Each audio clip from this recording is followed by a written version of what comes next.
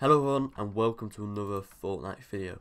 So I'm going to be telling you guys the patch notes for the latest update that will be releasing sometime this week. It was going to release today but then got delayed because it's their top concern to fix the building glitch. A lot of people complaining about on Twitter when they announced the patch notes and that it's coming today. So they delayed it and they're going to fix it and try put it in these patch notes. So these patch notes aren't finished, they're just gonna add the building and a few more bugs.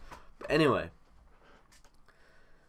so in the patch notes they say you've probably run into a few issues while playing Fortnite the past week. We've since solved a lot of the issues, however we're still working to solve a couple of building related problems.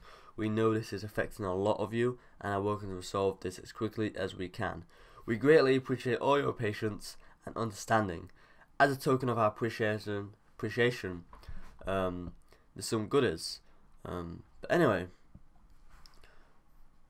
so version 2.4 brings in bug fixes for Battle Royale and some fun new additions for Save the World. Amaze your friends with stories of past adventures around the cozy campfire.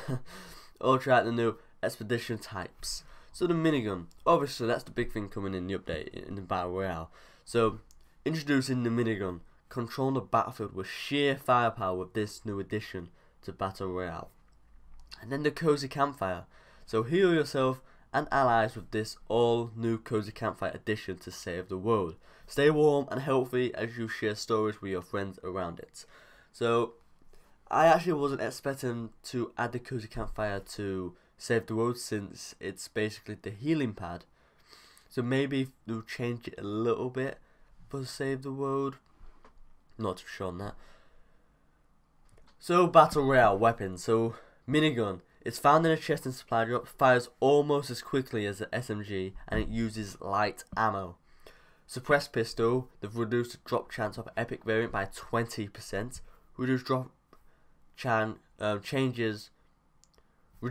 chances of legendary variant by 33%. So gameplay. They've added controller auto run option. This enables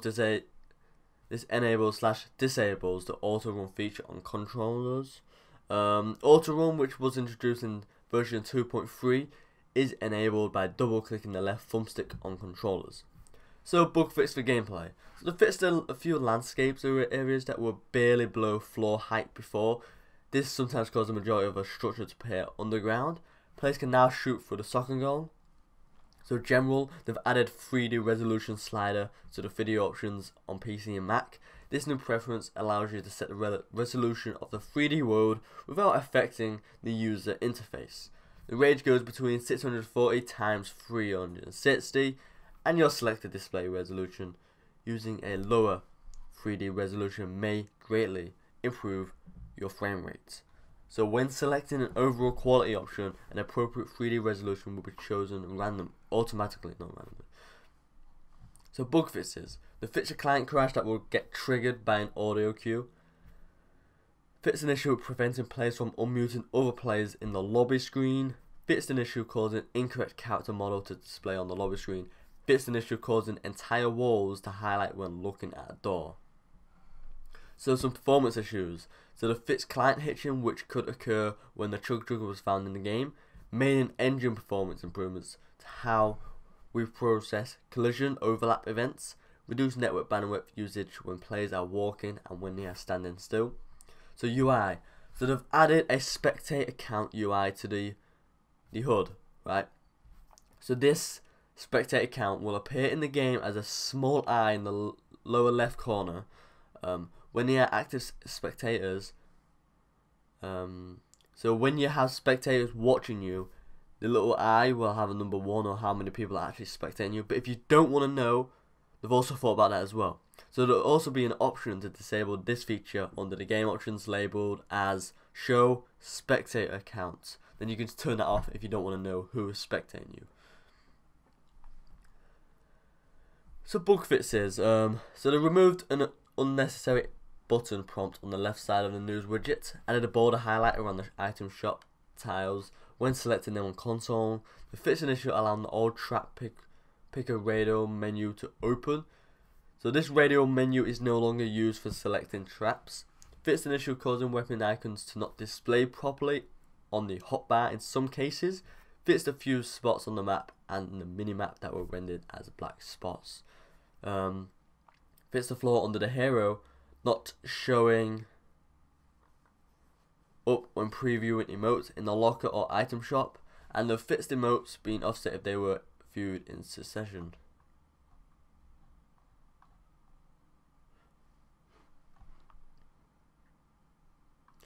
Okay, so now add to animation. So optimize the colored rarity effect on weapons items to improve overall performance. Colors may look slightly different. Corrected the drinking speed animation for the 15-second drug trigger item.